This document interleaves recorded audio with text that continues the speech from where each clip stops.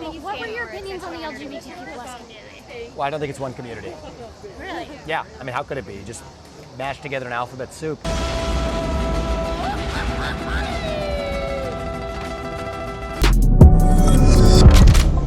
What's up, guys? It's your boy, Benny. I am not a betting man. Don't take me to a casino. I'm no fun. I don't know the games. I do this for a living. Got no problem with people that want to go to the casinos, whatever. But the betting odds that I care about are the ones that you see on screen here. This is my career. This is where I know how to pick them and how to drop them. And ladies and gentlemen, you can see here that Ron DeSantis has been dropping like a rock. This is the RPC, Real Clear Politics betting average about who would become perhaps the Republican nominee. And you can see way back here in like January or December, you have Ron DeSantis way up above like 50%.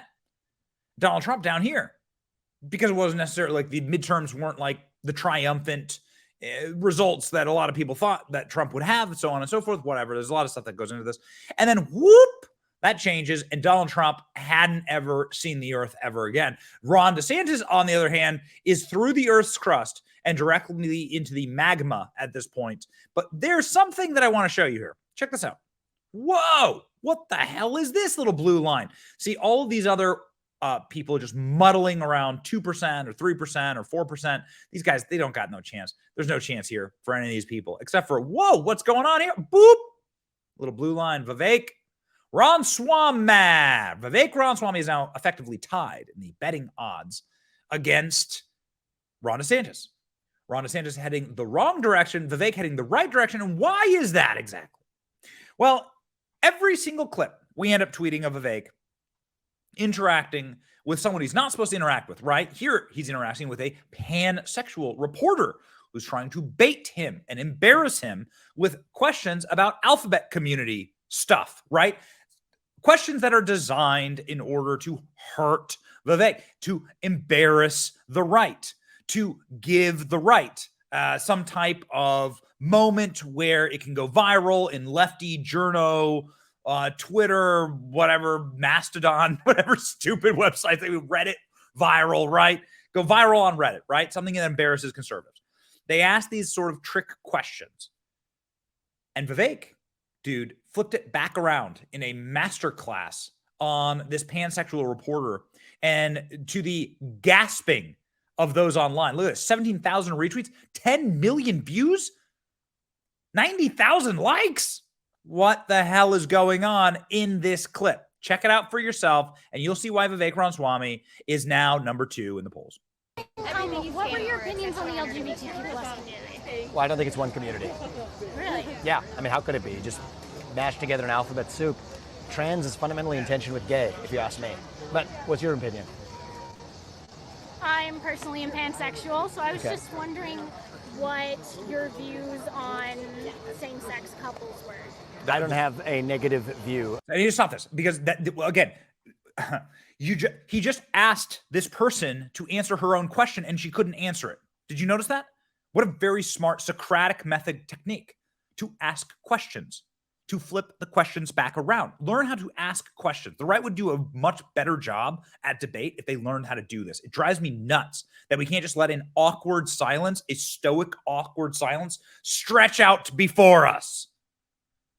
Vivek did a good job, though, of asking the question, and then she couldn't answer, and so she had to ask, she had a little slate given to her. Well, then you got to ask him about same-sex couples and get a load of this. Of same-sex couples, but I do have a negative view of a tyranny of the minority. So I think that in the name of protecting against a tyranny of the majority, and there are times in this country's history where we have had a tyranny of the majority, we have now, in the name of protecting against tyranny of the majority, created a new tyranny of the minority. And I think that that's wrong. I don't think that somebody who's religious should be forced to officiate a wedding that they disagree with. I don't think somebody who is a woman who's worked really hard for her achievements should be forced to compete against a biological man in a swim competition. I don't think that somebody who's a woman that respects her bodily autonomy and dignity should be forced to change clothes in a locker room with a man. That's not freedom, that's oppression. And so I believe that we live in a country where free adults should be free to dress how they want, behave how they want, and that's fine. But you don't become oppressive by foisting that on others. And that especially includes kids, because kids aren't the same as adults. And so I think adults are free to make whatever choices they want, but do not foist that ideology onto children before children are in a position as adults to make decisions for themselves. And so I think a lot of the frustration in the country, and if I'm being really honest, that I also share, comes from that new culture of oppression where saying those things can actually get somebody punished. And in my case, it's part of why it's my responsibility to say them. And I respect that you may have a different opinion, and that's okay. Part of what makes our country great is that you and I can be civil and have this conversation. Okay, well, I'm going to stop right there. Once again, the tyranny of the minority. Such a great point. Such a great statistic point.